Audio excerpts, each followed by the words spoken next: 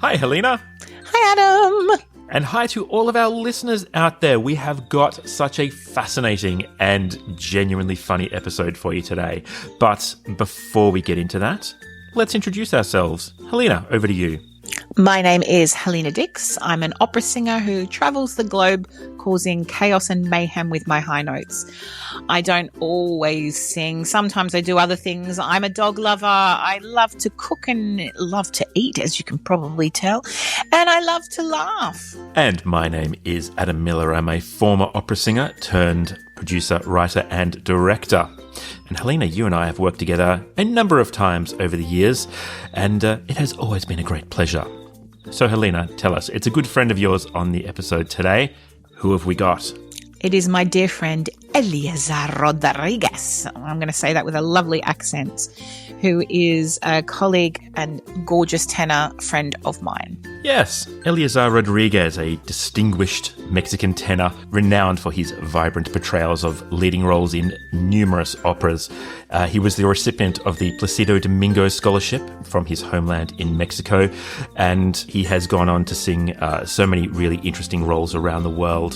His extensive repertoire includes roles such as Ferrando in Così fan tutte, Tamino in Die Zauberflöte, Don Ottavio in Don Giovanni, and so many more. He was also born in Piedras Negras in Mexico, which is, you will discover, the home of nachos. If it sounds pretty interesting to hear from someone who comes from the home of nachos, then listen on.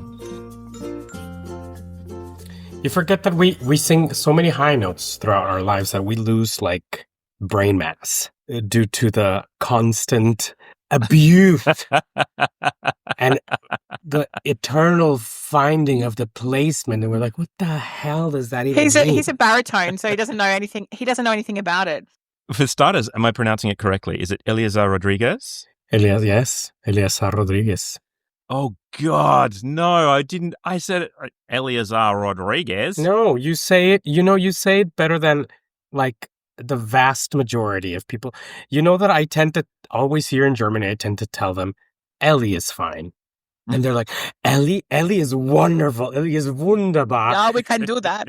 Yeah, we can say Ellie. So they say Ellie. When I lived in Italy, the big thing for me was I'd introduce myself as Adam, but because of the broad Australian accent, they'd hear Adam, and therefore lots of people in Italy still know me as Ed. They're like, oh yeah, Ed, hey! And I had to remember to kind of broaden that R vowel out and make it Adam or Adam. And people are like, oh, I thought your name was Ed. I'm like, no, it's Adam. It's funny because I tell them that there's a character in La Juive called Eleazar. Now it's differently accented differently, but I'm like, it's like the tenor from La Juive, and like, oh, Eleazar, and they're like, yeah, you got it. So it's always like with the opera references, I find that if I tell people with an opera reference just to call me Queen, that works well for me. When I was doing Queen Christina in Wexford, literally because it was such a small town and everyone was going to the opera and everyone knew everything about the opera, I would walk into a cafe and people would go, Queen, and they'd open the door for me. I was like, man, I could get used to this. And Ali and I have done a Queen opera together as well, so there you go. Actually, that's where we met. Well, that's the first question from me. How do you guys know each other? So, we were doing a new production here of Roberto de Vereux in Karlsruhe in the Staatstheater. And throughout the course of that production, we got 1, 2, 3, 4, 5 queens because our singer got, the Fest singer that was doing that role got sick. And one day we get you get the email, hey, tomorrow there's Ina is not feeling very well. We have an Einspringer Helena Dix, and we were like, I always get excited to meet new people, and I was like, great, as a I've been Fest already for 13 years. I was now I'm not. I'm freelance now, but so you get these emails quite often. Like once you're in a production, then one colleague gets sick, then all of a sudden you have to do whatever the piece requires, either musical rehearsals or sometimes they just sing from the side and they don't move. And then the assistant dresses as the character and then plows through the piece. things like that. But this time we were called to a musical rehearsal and then a staging rehearsal. So that tells us, oh, we have an actual Einspringer, like a jump in, like a proper jump in. So I get there and like Helen is just like doing with the conductor, like some bits and pieces. And I sneak in, of course, and I'm like listening. I'm like, holy shit. Oh, it's hard. No, okay. I'm like, what? Who is this person? And then we met. Hi, my name's Ellie. Like, I'm Ellie. Like, oh, Helena. Hi, very nice to meet you. And just Helena's energy from that moment, just like booming, like radiant and happy and open. And she's clearly done Queen because she's like plowing through the piece like nothing. And I'm just like, oh my God, like I love getting to connect with these people. Because, of course, sometimes you get the very nervous kind that comes and they're like, they're panicking and they don't know where to go. And they're trying. That was me on the inside.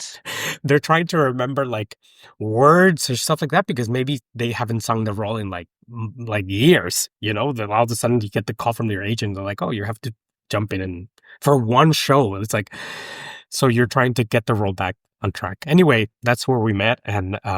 And it was like love at first sight. It was like we hang out ever since. We were like, yeah, we've been like in touch ever since. And then, yeah, anyway, we have like a funny story that when yes, we do. We were on the actual we stage. do because Ellie, well, on the flip side, Ellie is the best person that you'd want ever for a jump in because again you get mixed colleagues when you fly over and do a jump in, and especially in a fest house predominantly people are quite close and they've got their crew and they're quite used to people jumping in and out, so it's like, oh yeah, whatever, yeah, okay, we've got to jump in. But this was terrifying for me. I mean, he jokes about the fact that I was so confident. I hadn't sung it in 2 years. I found out the day before. I flew over and I was like, oh, how does this go again? And the last time I'd sung it, it was in English. So I was just like, okay.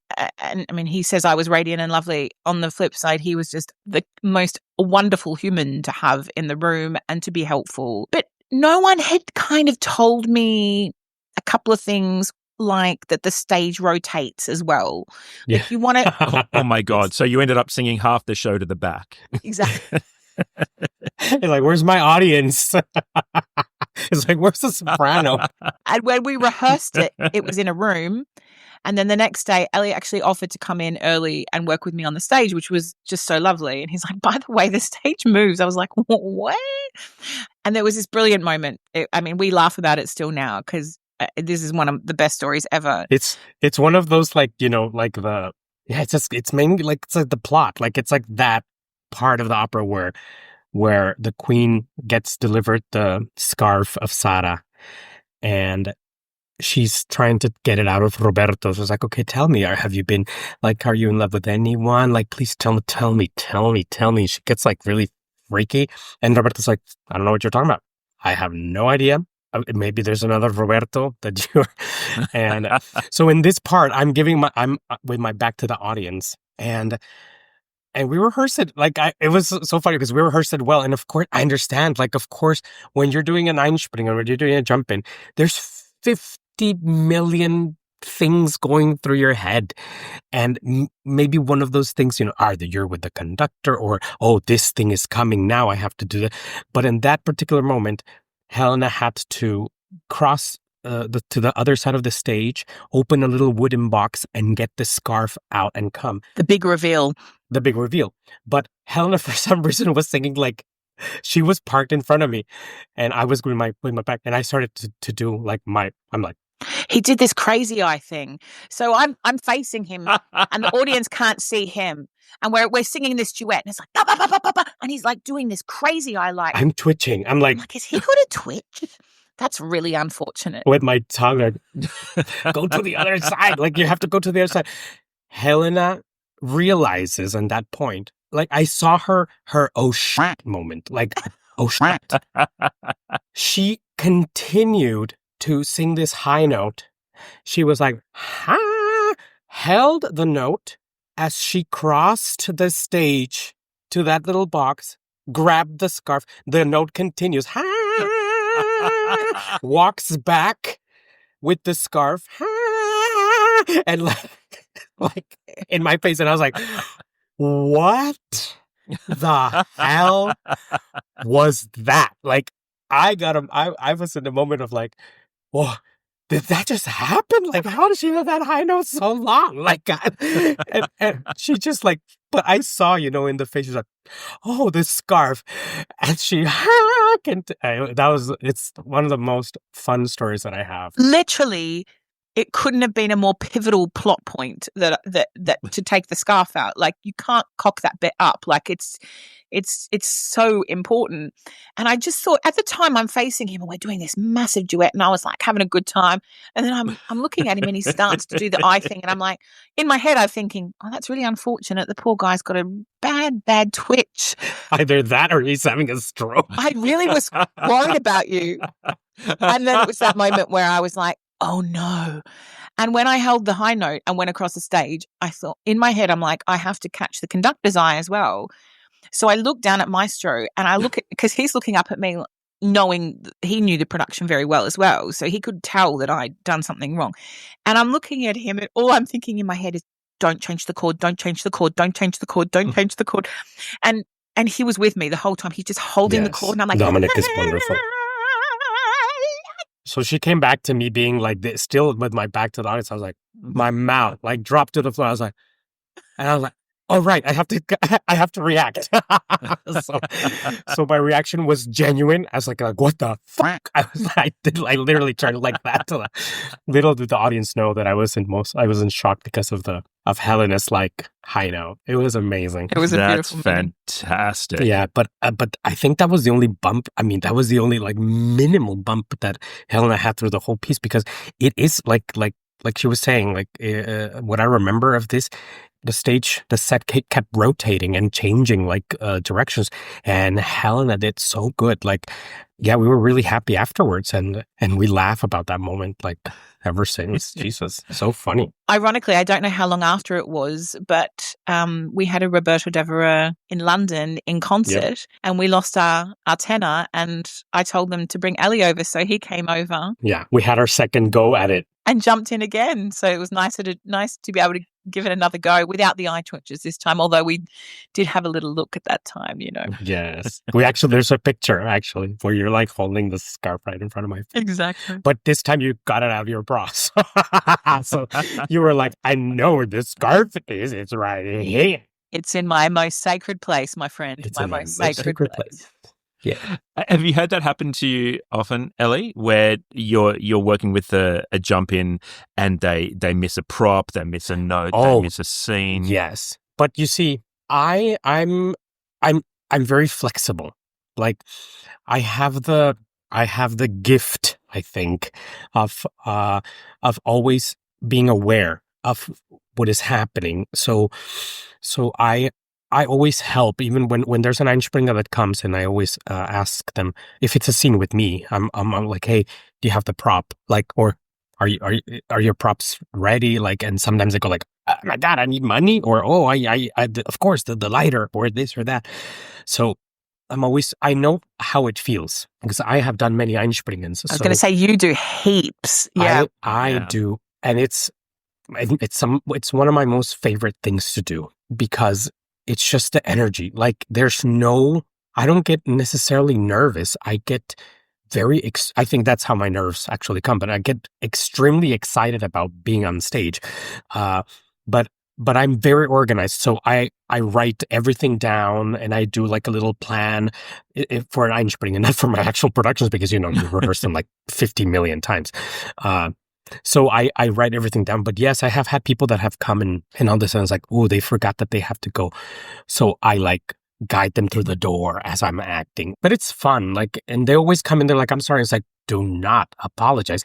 If anything, the singers that are doing the Einspringen are saving our show. So ultimately, whatever whatever details they forget, it doesn't matter. The end product is what matters. So we get to present something to the audiences. I think that's so good. That's great. I think that takes a cert personality to be excited about things like that, because I know so many performers that would buckle under that pressure, and you do. I mean, you just have to follow your Instagram to know how many of these jump-ins that you do. Like, it's crazy. It's been crazy. I think after I left the house, I was Fest for 13 years here, and of course, you go through like a little mourning period where you're like, I was telling my agent, I need a break. And he's like, there's no breaks in this career. What, are you crazy? I was like, I need a break. I'm emotionally fragile. And he's like, no, so, and I did debuts in Hamburg. I like by doing Einspringens, like I had a lot of house debuts. I did Hamburg, Hanover, Kassel, and all in different pieces. Like Jenny Skicki, it was Così fan tutte in another place.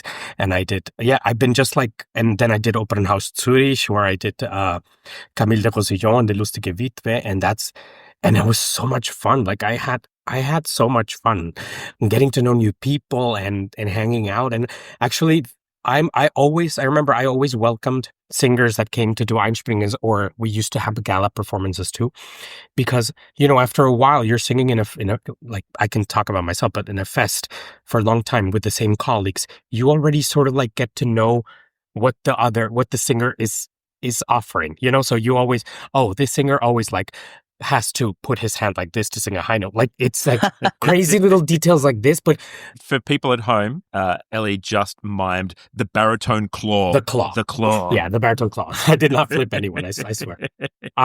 But it's like that. You have some expectations, from the colleagues, because you are always doing different pieces together. So whenever like a singer like Helena comes, and you, believe it or not, like her singing level is amazing.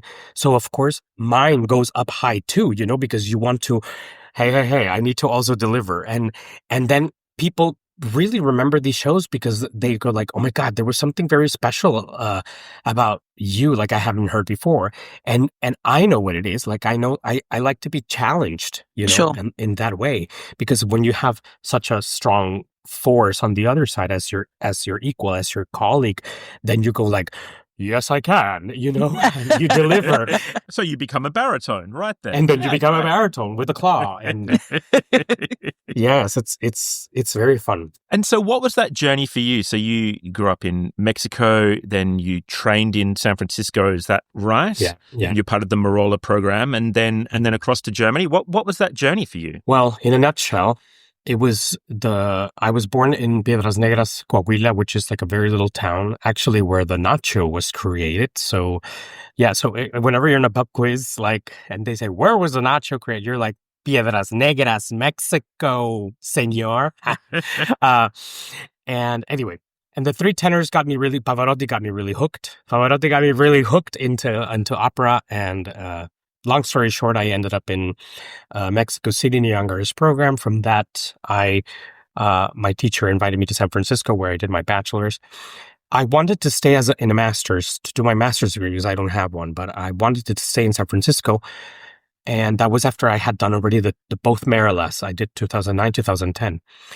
And I wanted to stay 2 more years, because I thought, okay, 2 more years with my teacher, and I'm going to be set. Like, I'm going to be set for life. And then I got an invitation to come to Heidelberg as a fest. And I was like, no, I don't want to go. And I told my teacher, wow, I will never forget my teacher going like, oh, you're leaving. And I was like, what?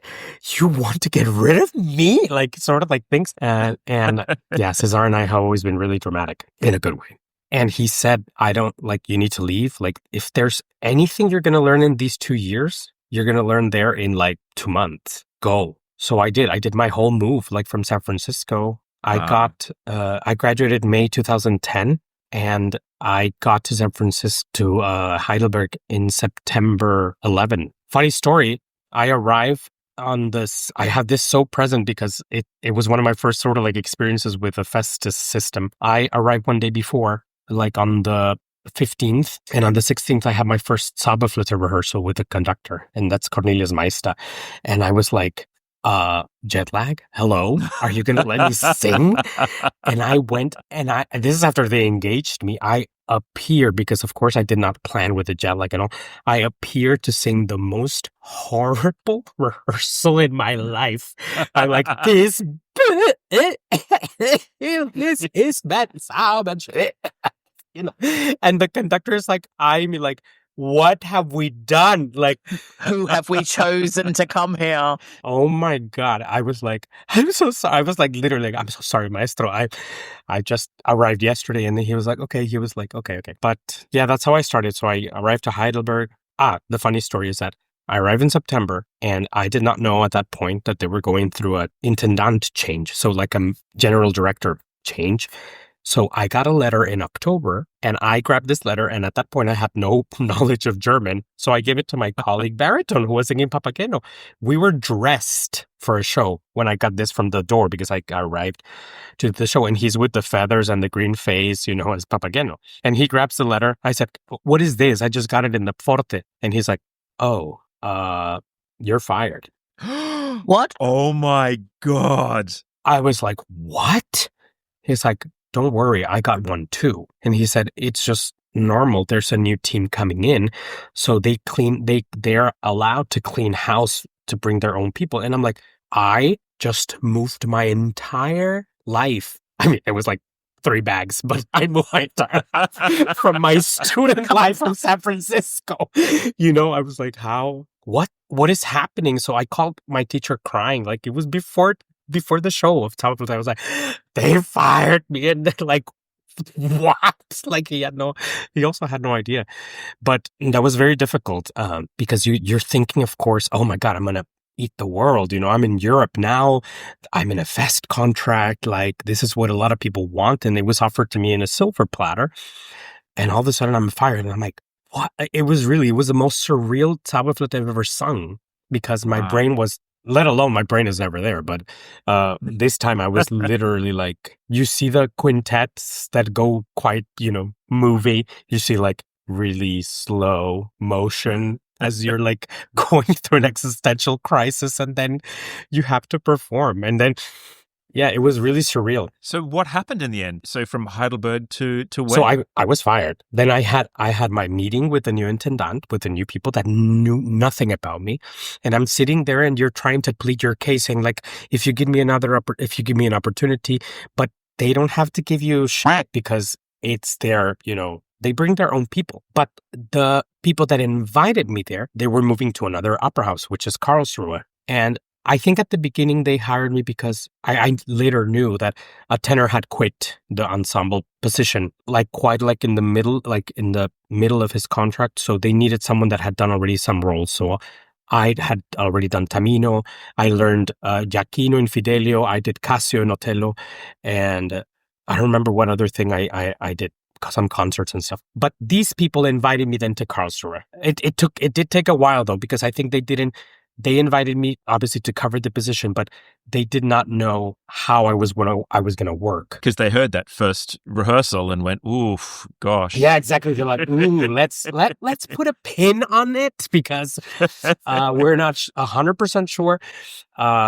But I think after they saw me work through it, they did not offer me actually the job until March. So imagine I was like September, I was fired in October, November, December, January, February, March. Ooh. Wow. I was auditioning and I was trying to get a hold of something, But at that point came a very important decision. I was offered a fest contract in Komische Oper Berlin, but it was back then when Komische Oper was still doing a lot of things in German, in German language. So they offered me Così fan tutte in German, Don Giovanni in German, and it would have made me less marketable because I wanted to do it in the original language. So I ultimately chose Karlsruhe. So this is where I stayed for 13 seasons, which is unheard of now.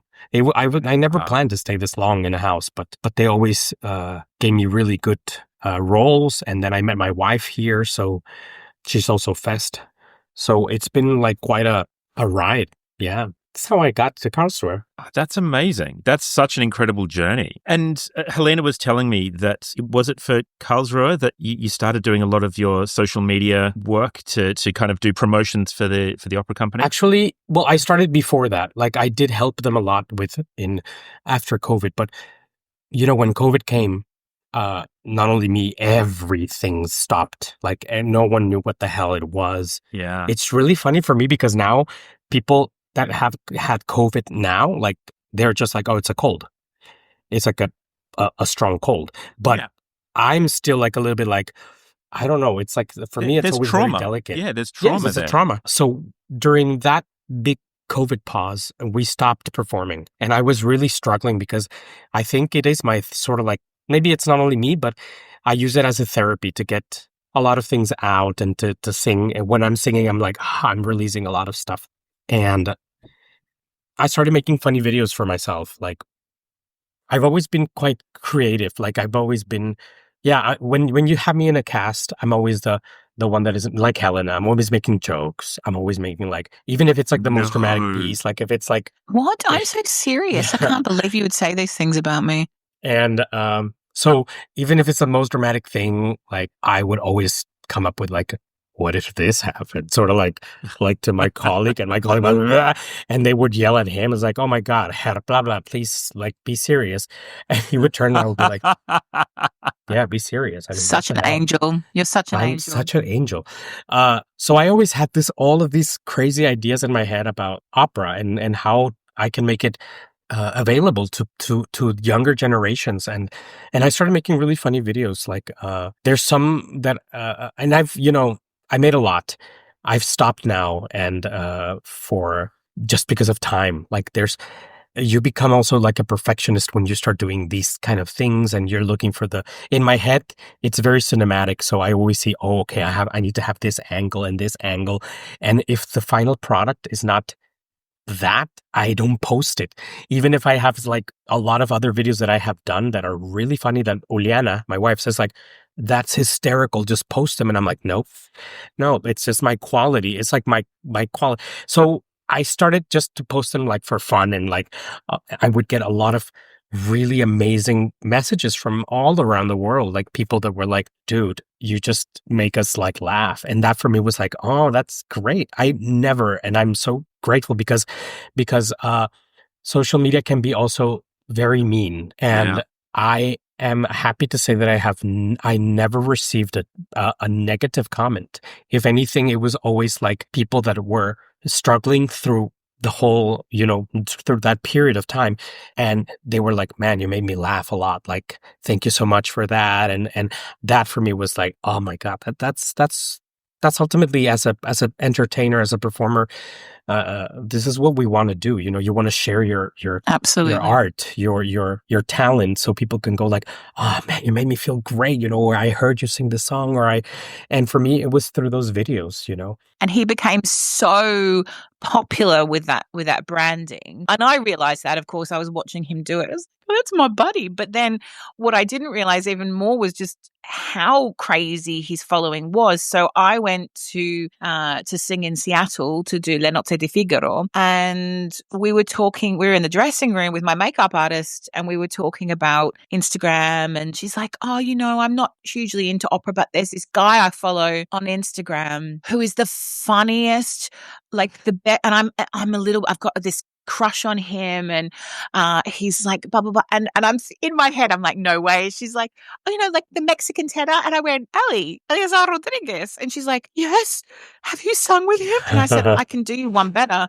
I'm actually friends with him. And she literally like nearly passed out. So I got in touch with Ellie, and I was like, can you do her a little kind of message?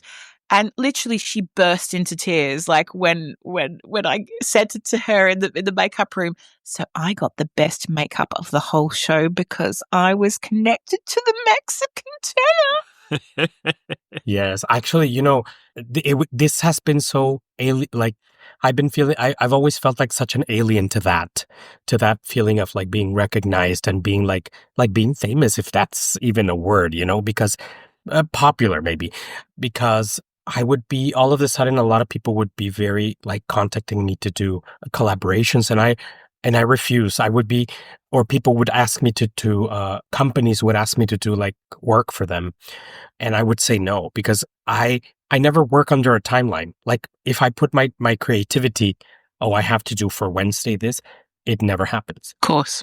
So I always said no. I always chose like who I would collaborate with and who I wouldn't. Just mainly because also it's about energy. Like you don't want to make. I was very careful with trying to make opera look as normal as it is, like as real as it is. So all of these things, the coach, for example, that comes that is like wonderful job. Uh, do you think you're gonna sing it out like with your full voice at some point? And like those little things that do happen, like and Exactly. it's just it's crazy. Or the souffleur, there's the schwa, the French schwa. There's this video is one of my favorites that I did. So it's the French coach with the singer, and it's like, let's work on your schwa, and then the teacher says, and the singer, and the teacher's like, no, it's and he's like, and they start like sort of like having that, and you know how many students from like different universities, they were like from conservatories, are like, that's my teacher. And I never did it with like anyone in mind. It's just like experiences that I have had that and every singer has had. It's like diction or interpretation, or you've always worked with a regisseur or a director that gets really heady with his ideas, or you always have the colleague that is like, I think it's that Bohème video with the regisseur that Rodolphe was saying, qui est là?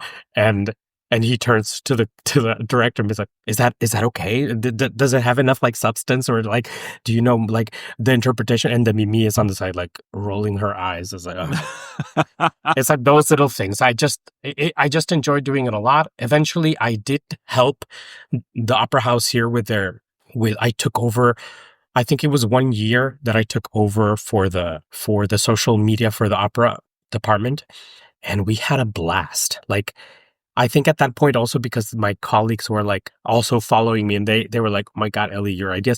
So we did all of these videos, and they had really great views and everything. So I was very happy about that. But then at some point I was overdoing it, Once I get really excited about a project, I give my 150%. But by that point, I also had my child. So I was, my energy was aimed, I was spreading a little too much. Of course. And I think at that point also with the whole, I was doing my work on time and everything. I was giving things on time, and the response that sometimes I would get from the bosses that don't understand, that they would be like, we cannot only post things about the opera department, we need to post things about ballet and things about, and I was like, well, then do it. Like, I don't see any other department moving as much as the opera department is, and I'm sorry if I'm giving the work that I promised you, and you don't want to post it. So at that point, I was like, no, I can't. Like, it's. But if the ballet had have asked you to do some videos, you would have contacted me. Absolutely, yes, of course. Hell yes, because you and I had tutu baby. It would be the next big thing, I think. Oh, Helena, yes, for sure. You have done like such an immense amount of opera being a fest singer, and I know from having worked in Germany myself alongside fest singers how exhausting it can be and how crazy it is to be doing one show for the evening and then rehearsing another show during the day and things like that, which as a freelancer, I think you look in and you just go, that's crazy. I'm not sure I could do that. Have you kind of, in all the different roles that you've done, do you have a favorite out of everything? Or is there something, double barrel question, is there something a dream role that you'd love to do that you haven't done yet, given all the work that you've done as well? Well, I'll complement my answer with yes, it is such a taxing work to be fest, but also I think that my personality and my temperament, I think one of the things that is very important for you to realize in coming into a fest to all of those young singers that are right now maybe joining a fest or even the professionals, like you need to know who you are and what you can offer. Not all of the times, and I don't want to generalize, but not all of the times you're going to have people that are capable of doing their jobs above you, that are going to be giving you the roles that are going to make you grow into the singer that you want to be. So Yeah. that being said, you have to be true. I always told myself, I know what I am very good at, but I also know what I lack of. Yeah. So my focus has to be on the things that I lack of. And you should never feel like it's a competition, because each singer is different and each singer offers very different things. Like it's never like, my God, I would understand if Pavarotti had another Pavarotti to compete against, and then, Mhm. and then you will be like, oh my God, I need to be better than that Pavarotti, but it's not the case. Also, Pavarotti, may he rest in peace, is no more. Now you have to be an individual. You have to be someone that knows your worth. Agreed. And can say no to things that is not for me. And if there's something that I am proud of how I survived 13 years in a fest, is that I was able to say thank you, but no, that is not for me right now. I know where my strengths lie, and I want to continue in this direction. So important. Luckily, I had people that were understanding of that, and they supported that sort of like statement. Going then to the other part of the question about my favorite roles, I think Nemorino holds a very dear part of my heart. Like, it's just such an innocent person. Like, he's just such an innocent character, and I like to I would like to explore more of that, because I've done only like 2 productions of Elysir, 2 or 3, but Elysir is always like one of those easy things that I can sing rolling out of bed at 9 a.m. It's like, I just have so much fun with that, with Bel Canto, like generally, but Nemorino. And if there's one part that I want to retire with, like, I don't know. And this is the thing, I admire the big Italian repertoire. I know that I might not ever sing Cavaradossi, and that's okay. Like, I'm not like, oh my God, I want to sing Cavaradossi tomorrow. Like, no, I admire the people that can do it, because there's people that are capable of doing it, and you enjoy it so much when there's people, the capable people are doing it, that rather than you have like that you sit there and you're like, oh my God, maybe this guy should have done Spoletta, instead of Cavaradossi, and it's like that. This is what I mean by, you need to know your worth, and you need to know where you're good at. You have to be in your own team. This is 100%. This is like, I will never get tired of telling also the younger singers, you have to be your biggest fan. And it's not something about being cocky or this thing about being a diva or a divo. Yes. You have to like yourself. Every time that I give a masterclass, every student that I work with, one of the first questions I ask them after they've finished singing for me is, what do you do best? And they get really ruffled when you ask them that question, because they spend so much time being criticized or criticizing themselves. And when I say, what do you do well? So I agree with you 10,000%. It's one of the first things that I always ask. And they just go, I say it's really important to know that. And I don't think, you say that for fest, but it's just as important as a freelancer to know what you do best. Right. And to work on your weaknesses as well. But and not be afraid of trying things and getting better, because ultimately, yes, I've been in a position where, someone once told me, oh, I'm bringing this other tenor, so you can feel a little bit more of a competition. And I remember that I told this person, bring whoever you want. I'm never going to have competition. And it's not because I was being cocky. It's just because, little did he know, I like to learn from other singers. If whoever they're bringing for me to feel like stressed, if there's anything, I'm going to learn what to do and what not to do. Because you learn a lot by listening to other singers as well. Absolutely. So I was sitting there and I was taking in all of the positives and all of the negatives. The same that I have. I'm aware that I have positives and negatives, but I like myself and I'm a fan of myself.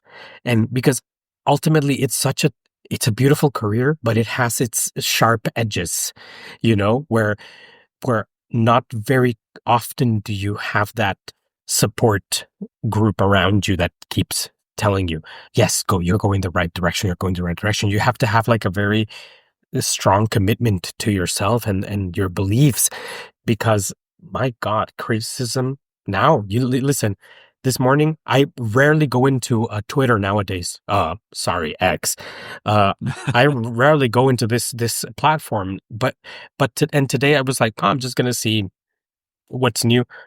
It's horrifying. Like, it's just horrifying how social media has taken such a turn, and this, I think that's one of the things why I became less active. Also, I'm a father. I'm a husband. So, and I'm a singer. So I need to also, keep working for myself. But I admire also the people that keep doing it. Like I at the same time that I started, there was a lot of other opera people that were doing also their own content, and it's admirable. It's a lifestyle, really, because you have to devote yourself so much to it. Like, you have no idea the energy, and you have to plan, and you have to, okay, to this I have to do this, and you study the algorithm of how what and this and that. So, and for me, I was like, I think I'm done with this. And for me, mainly, the main thing for me was that I started to realize that I was getting a little too much of a perfectionist when it was to my videos, that I was not enjoying it anymore. So I told myself, I will be back when I'm ready, but for now, I'll just like let it rest a little. But yeah, it's you have to be your biggest fan. This career is very rewarding, but it's very challenging. Yeah, that's a great piece of advice. I think if anyone could take that away from this conversation, that's the piece of advice. I think that's golden. Now, I will say, I'm conscious that Helena's got some other commitments on today, so we might wrap it up here. But Eleazar, when we finish up our conversations, and gosh, we've loved chatting to you. It's been inspirational and so fascinating. But we like to finish every episode with 5 rapid fire questions. Are you up for that? Oh Lord. I guess I suck at this, but oh, you do not. I do, because I remember I did this when I was anyway. I was guest in an opera house, and I also did some of the videos in collaboration with their social team. And I remember I did this to the conductor, and I think he hated me, because I was like, there's no way. I was being very serious. I was like, Maestro, you have to say the first thing that comes out of your mind. And he's like, you know how dangerous that is? It's like, I have a reputation. And I was like, yeah, okay. But now that you're doing, okay, you can do it. Go for it. You've already spoiled the reputation by being friends with me. So, it's all downhill now. That's true. I want to know what some of those rapid fire questions were. Oh, for the conduct. Oh, well, for me, because I do my homework, I knew what his favorite favorite composers were.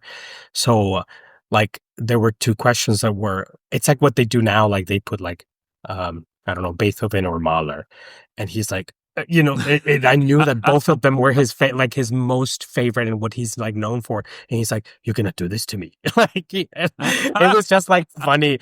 And at the end, it was like coffee or tea, and he was like, I've never really thought. I'm like, just answer, like coffee. Just say, it depends on the day and blah blah blah. So okay, right. I'll kick off. So Eleazar, I'm going to ask the big question up front: can you juggle? No. God knows I have tried, but a lot of people have been injured around me, so no. Health and safety prevents it. All right. Have you ever busked? What is basked? Busked, as in, have you ever been on the street and put a hat out and sung for money? Oh my God. I think I have, but not for me.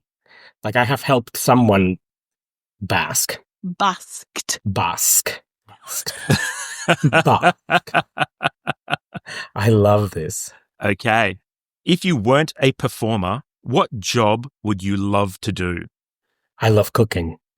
I enjoy it. It's like although I don't do it that often, but because my wife cooks amazingly, but I enjoy a proper, like, just creating things also. Like, I have a very particular taste on things, and I think I would be. What's your go-to meal? Oh, I make fantastic like enchiladas, like But not nachos from your hometown. Your hometown invented nachos. I know, but you know what the original nachos are like? It's like a tortilla chip, like a homemade tortilla chip, but instead of like they put beans Yeah. and then they put cheddar cheese and jalapeno. Like it's not like that chemical goo thing that they do. Oh yeah, no. That's how we do it in Australia as well. Yeah. It's like we'll have to have you out to Australia and we'll feed you nachos and we'll see if they live up to your hometown. My expectation, yes, for sure.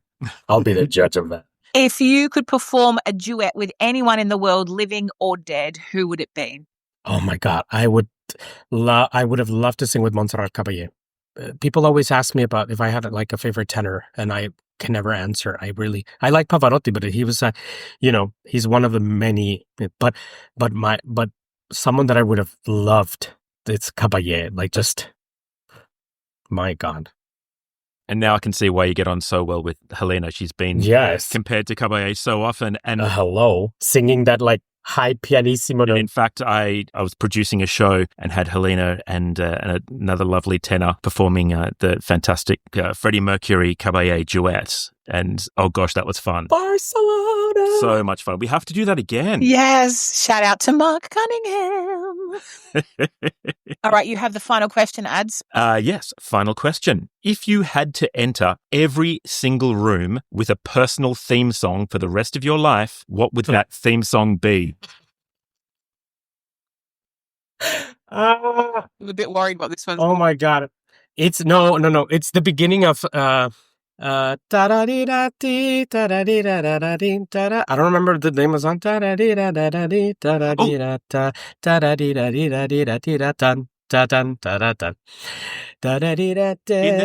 Oh, that's right. Yeah. In the summertime. In the summertime. I love this, and I always thought, oh my God, that is such happy music. Like I would love, this is so funny that you're asking me about, because the other day I was thinking I was all in black, like coming from one day to my kitchen, and I started to sing the Darth Vader theme song from Star Wars. I'm like, da, da, da, da. And then I asked Juliana, would that be my theme song? And she's like, no. So then I'm like, it has to be something happier. And then I started, da da da da, when the summertime. And I was like, definitely that. That's great. So yeah, and I can totally believe that. Yeah, I buy that immediately. That song is yours. We will give it to you. And this is a very serious bonus question from me because it relates to our first podcast episode. Ellie, have you ever eaten pizza with a knife and fork? No. Aww. Yes. 1 to Adam. No. Hooray! I ate pizza with a knife and fork, and Adam's never let me live it down. So, well, please don't tell me you did this in Italy. They would have come get you. No, I don't think I have ever. Oh, you should see the look on Ellie's face at home. Like if you're listening in, it's the look of horror that I really appreciate. This is so validating for me right now. No, I was just like, what a question. I cannot believe this. It's like the same. If you go to Mexico and you grab, well, no, fair enough. There's enchiladas. There's some kind of tacos that you need to, use a fork and a knife because they're quite saucy. But there's some tacos are usually eaten by hand, and it's part of that. It's part of pizza with. All right, whatever. Just when you mentioned pizza, I thought you were gonna ask me if I put pineapple on my pizza or something like that, and I was like, oh. But I've never, because I've never. I was going to say, we're not accusing you of being a monster. That would be madness. In Australia, we put egg on our pizza sometimes, and beetroot is another one we put on our pizza. And my husband can't every time someone says, "Do you want egg on your pizza?" He's like, "What is wrong with you, people?" I know. That's fascinating. I wouldn't mind trying it. I'm flexible. I like to try things. Well, we'll let you go and try out some of those recipes then, Ellie. Thank you so much for coming on the episode. This has been so much fun. We really loved it. Thank you. Thank you. Thank you for having me, guys. It's nice to see your gorgeous face first thing in the morning. Bye. Thanks so much. Take care. Bye. Bye.